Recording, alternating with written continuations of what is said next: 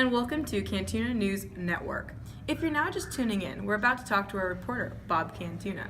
As some of you may know, as of a few days ago, March 18th to be precise, there was a stirring revolt against the Austrian rule that began in Milan. The people were presenting a petition to call for liberal reforms.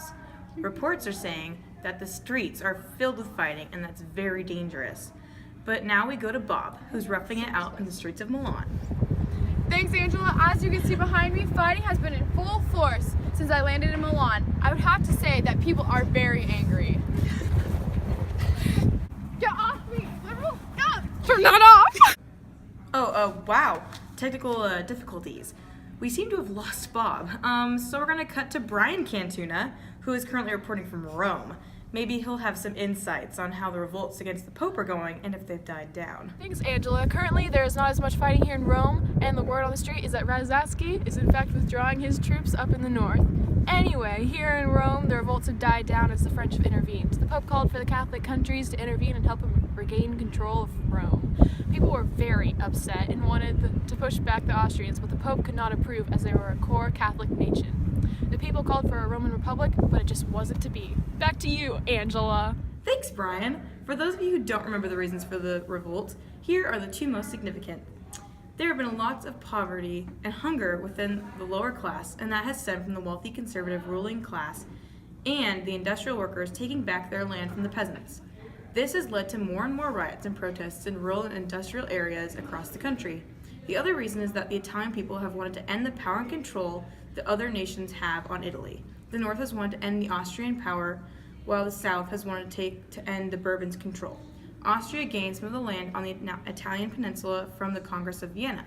The revolutions in our Italian states are organized revolts in the states of the Italian peninsula and Sicily, led by intellectuals and agitators who desire a liberal government.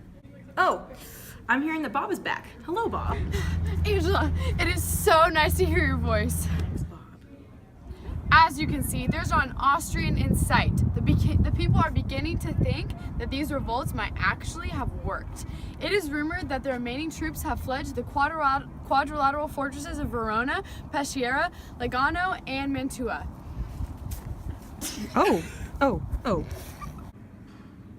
Bob? Oh my. I guess Brian has just heard some news that he wishes to tell us. Brian?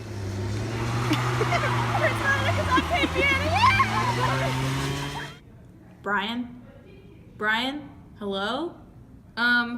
Now we will go to Largo and some professors here to chat with us regarding nationalism and liberalism. Thanks, Angela. As many of you know, Italy is broken up into many ideologies, such as romantics, socialists, liberalists, and nationalists. Speaking on behalf of these ideologies are Professors Duccio and Biagio.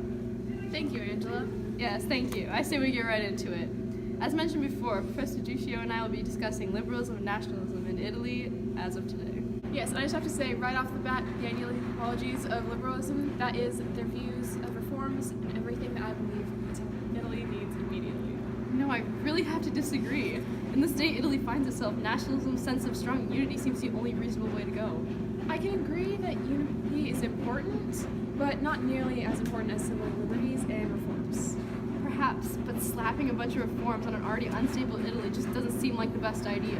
What Italy needs is a common language, culture, and religion. Our shared history is the thing that's going to keep us together in these times of revolution. Yeah, well, Italy is unstable. We need reforms. Obviously, the government, as it is now, just isn't working. We need to change it to make it more effective. Language isn't going to do that.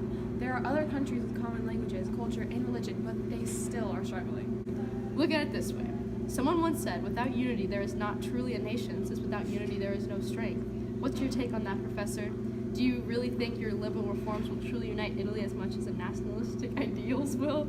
People crave human connection on an emotional level. There's a sense of familiarity with the people around them, and in my opinion, the way you're attacking this situation just isn't going to accomplish that.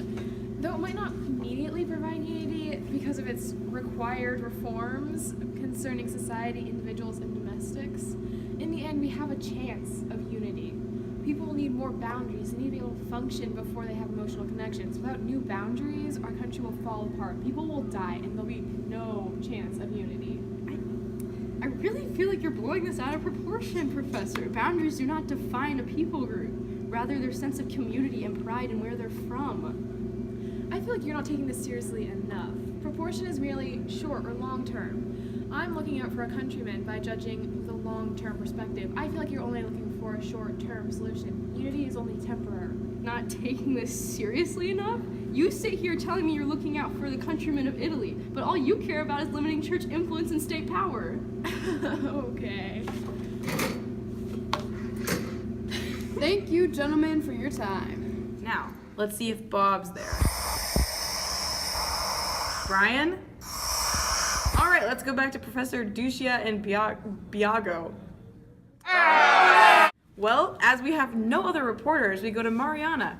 I apologize in advance, we hired her yesterday.